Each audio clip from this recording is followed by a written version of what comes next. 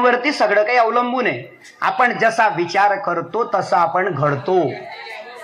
आणि जर तुम्हाला कोणीतरी म्हटलं की असं काहीतरी करत असताना लोक आपल्याला वेडे म्हणतील तर टेन्शन घ्यायचं नाही. का? वेडे लोक इतिहास घडवतात आणि आपल्यासारखी शहाणी माणसं तो वाचतात. या महापुरुषांनी जे केलं ते काय होतं? त्यावेळेस तो वेडेपणा होता. पण आज त्यांच्या चरित्राचं आपण काय करतो? पूजन करतोय. का करतो?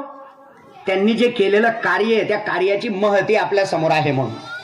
काल आपण छत्रपती शिवरायांच्या जीवनाच्या चरित्रामध्ये डोकावण्याच्या अगोदर तात्यासाहेबांना जाणून घेतलं. त्याचं कारण असं आहे की तात्यासाहेब क्रांतीसूर्य महात्मा ज्योतिराव फुले जन्माला आले नसते तर आम्हाला शिवराय कळले नसते.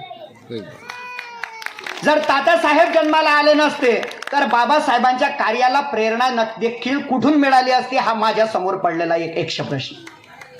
1890 ला तात्यासाहेब गेले आणि 1891 ला बाबासाहेबांचा जन्म झाला. याला जर एका वाक्यात बोलायचं झालं तर एका क्रांती सूर्याचा अस्त झाला आणि दुसऱ्या क्रांती सूर्याचा उदय झाला. बाबासाहेबांना ज्या वेळेस या बहुजन व्यवस्थेतल्या अडचणींचं दुःखाचं मर्म कळलं त्यावेळेस त्यांनी तात्यासाहेब अभ्यासले.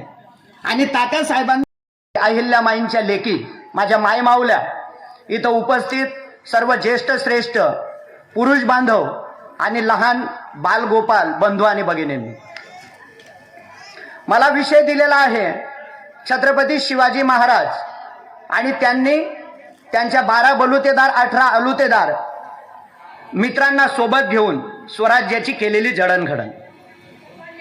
काल आपण आदरणीय सुरेशजी झालटे सरांचे विचार ऐकले.